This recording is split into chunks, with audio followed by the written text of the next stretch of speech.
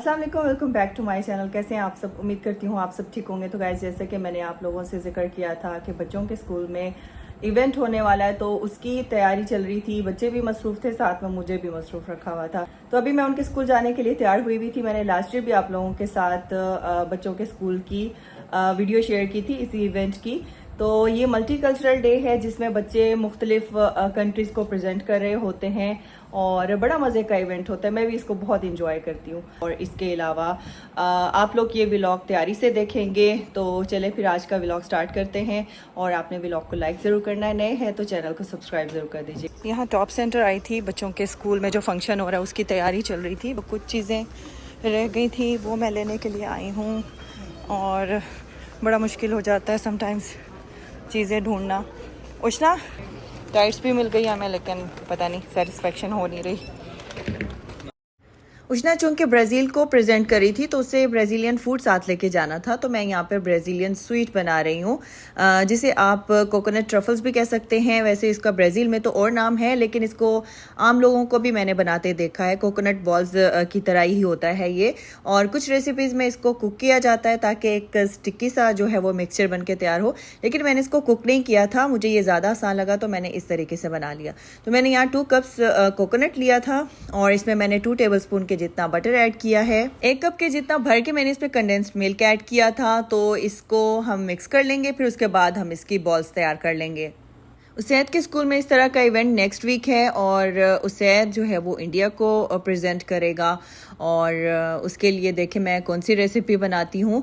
और उसको वैसे कोई फिक्र ही नहीं है। लड़कियाँ ज़्यादा कॉन्शियस हुई हुई होती हैं, हमारा ये इवेंट है, हमें ये करना है, वो करना है। लड़कों को जबकि इन चीज़ों का कोई उसमें इंटरेस्ट ही नहीं होता है।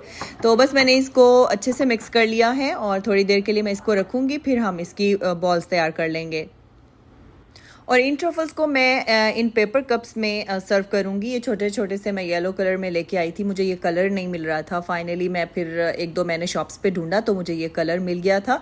तो इसी तरीके से मैंने हाफ़ टेबल स्पून के जितना क्वांटिटी लेके और इसकी बॉल्स बना के फिर इसको कोकोनट में कोट किया था। फिर हम इन पेपर कप्स में इसको सर्व करेंगे और उसके ऊपर एक डेकोरेशन के लिए मैं इसके ऊपर लगाऊंगी लौंग।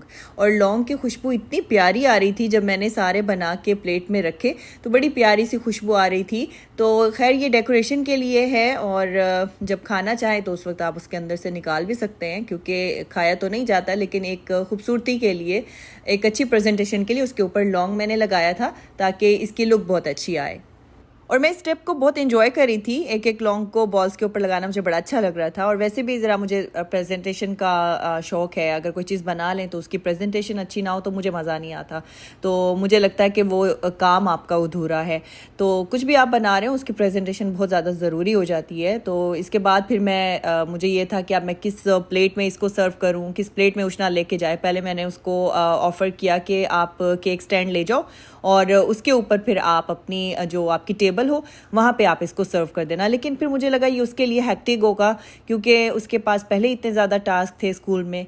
तो मुझे लगा वो थक जाएगी, तो इसलिए फिर मैंने उसको प्लेट में ही सर्व करके दे दिया था। इनको मैं डिफरेंट प्लेट्स में एडजस्ट करने की कोशिश कर रही हूँ। एक्चुअली मुझे इसे पैक करना है और मैं चाहती हूँ कि सेफली उष्णा साथ लेके जाए। तो इसमें भी ये सारे फिट नहीं आ रहे, कुछ मैंने ऊपर रखे हैं। तो अगर मैं इसको रैप करती हूँ तो ऊपर वाली जो बॉल्स हैं वो हो जाएंगी ख़राब। तो इसीलिए अभी मैं फिर एक और प्लेट ट्राई करती हूँ। लंबा ही काम हो रहा है यहाँ पे। बताओ इसमें रखूँ या फिर इसी में रहने दूँ उष्णा? Tell me. इसमें भी एडजस्ट नहीं हो रहा, तो खैर अच्छा चले मैं इसी को ही रैप कर दूँगी। मेरी रूटीन बड़ी हेक्टिक चल रही है। बच्चों का ये इवेंट हो रहा है तो उसके लिए मुझे इतने ज़्यादा काम करने पड़ रहे हैं। मसला स्कूल वालों का नहीं है, मसला बच्चों का है। यहाँ पे बच्चों को आजकल राज़ी करना बड़ा मुश्किल है ड्रेसेस के लिए। उनको पहले डेमो देना पड़ता है। अब जैसे कि मुझे इसके कॉस्ट्यूम के लिए टाइट्स को सिलेक्ट करना था, तो वहीं अब मैं सिलेक्ट करी थी कि वाइट पहने, पिंक पहने। तो जो मैं बच्चों को बता रही हूँ, मतलब मीरब को बता रही हूँ कि आपको पहनना है, तो जब तक उसको मैंने ट्राई नहीं करवाया तो वो मुतमईन नहीं हुई कि मेरे कॉस्ट्यूम के साथ कौन सी वाली लेगिंग्स जो है वो अच्छी लगेंगी।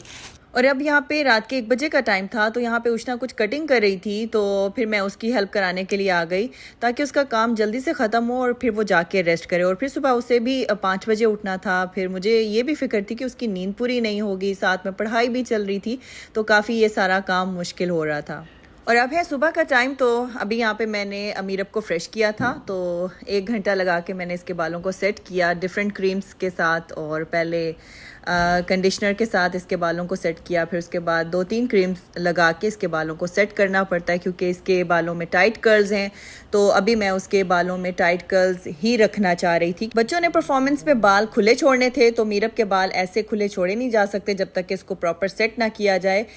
ये आप देख सकते हैं इस वक्त मीरब ने लगाया हुआ भी है टीवी पे, तो इसी सॉन्ग पे बच्चों ने परफॉर्म करना और मीरब प्रेजेंट कर रही थी वावे को। तो उसकी जो फूड ऑप्शन थी वो उसमें ज़्यादातर फ्रूट्स और इसके अलावा कुछ जूसेस और ड्रिंक्स वगैरह शामिल थे। तो मैंने फ्रूट प्लेटर बना लिया था यहाँ पे। और पहले मैंने सोचा कि मैं उसके लिए जो है वो फ्रूट स्क्यूवर्स बना लेती हूँ, लेकिन वो मैंने पहले कई दफ़ा जो है ओशना के स्कूल में बना के भेजे हुए थे, तो इसीलिए फिर मैंने सोचा कि मैं फूड प्लेटर ही बना लेती हूँ। और ये मैंने ख़ुद लेके जाना था, तो अपने जाने से तकरीबन 30 मिनट पहले मैंने ये बना के फ्रिज में रख दिया था। फिर रैप करके फिर इसको मैं खुद ही लेके गई थी और बच्चों की टेबल में जाके मैंने फिर रख दिया था।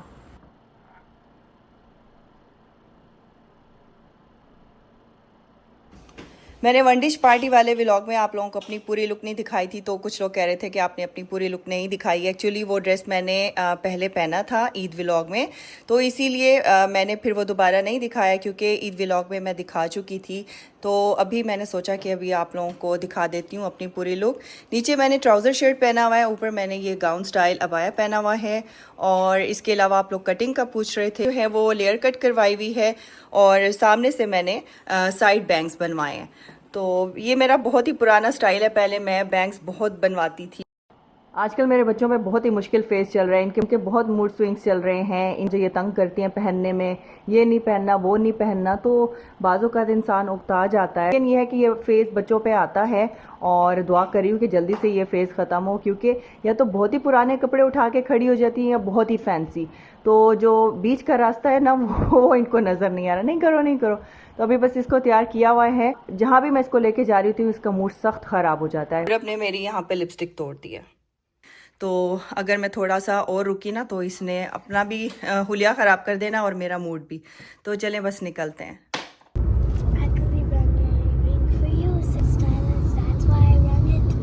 ओह, रिंग लेके आई हैं, give it to me, give it to me. अच्छा जी, अब मैं बच्चों के स्कूल में आ चुकी हूँ। तो ये ब्राज़ील कॉर्नर है जिसे 9th ग्रेड मतलब उष्णा की क्लास इसे प्रेजेंट कर रही थी। तो यहाँ पे आप देख सकते हैं कि डिफरेंट यहाँ पे फूड रखे हुए हैं मुख्तलिफ खूबसूरत प्रेजेंटेशन के साथ। और मेरी जो मीरब वाली प्लेट है वो भी फ़िलहाल इधर ही रखी हुई है और अभी सभी जो है वो फूड एंजॉय कर रहे थे। और ये है साउथ अफ्रीका का कॉर्नर और यहाँ पे भी जो है उनका ट्रेडिशनल फूड रखा हुआ है और कुछ वहाँ की पिक्चर्स वगैरह वो लगी हुई हैं। नेक्स्ट कॉर्नर ये जो है मालदीव्स का है और आगे जो है वो रश काफ़ी बढ़ गया था, तो आगे मैं नहीं जा पाई हूँ। देखें यहाँ पे भी बड़ी खूबसूरत जो है वो प्रेजेंटेशन के साथ फूड रखे हुए थे और ड्रिंक्स थे और इसके अलावा काफ़ी कुछ यहाँ पे भी रखा हुआ था।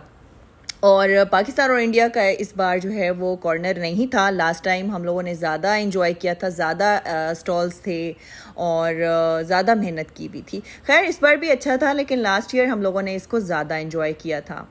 और ये है वावे कॉर्नर और यहाँ पे मीरब मौजूद है। मीरब ने अपना कॉस्ट्यूम रिमूव कर दिया था, लेकिन मैंने उसको कहा मैंने आपकी पिक्चर नहीं ली है, तो पिक्चर के लिए ज़रा आप दोबारा से कॉस्ट्यूम थोड़ा पहन लो। तो उसने ये अपनी जो स्कर्ट थी वो लगा ली, लेकिन स्कर्ट के नीचे इसने लेगिंग्स पहनी थी, फिर बाद में चेंज कर लिया था।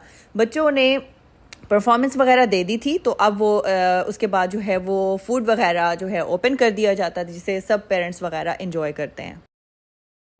अब बच्चे थक भी गए हैं और मैं भी बहुत ज़्यादा थक गई हूँ, नींद भी पूरी नहीं है। क्या था उसमें, कोई एक्टिंग थी, क्या था? परफॉर्मेंसेस थी, प्ले था। किसका अच्छा, किसको प्राइज मिला? नहीं ये प्राइज वाला सिलसिला नहीं है। परफॉर्मेंस थी बच्चों की, मुख्तलिफ कंट्रीज को बच्चे प्रेजेंट कर रहे थे। उष्णा का ब्राज़ील था। और तो उसमें क्या मतलब एक्ट था या जस्ट कल्चर दिखा रहा था? नहीं इन्होंने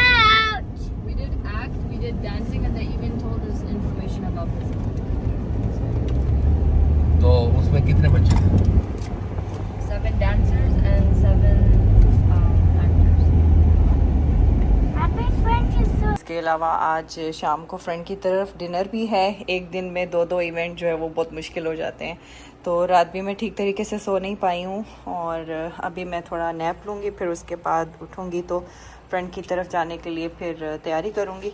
तो चलें अब आपसे मिलते हैं शाम में। तो गाइज़ ये था आज का vlog. Please like share and subscribe. मिलती हूँ आपसे नेक्स्ट व्लॉग में, तब तक के लिए अल्लाह हाफिज़ एंड टेक केयर।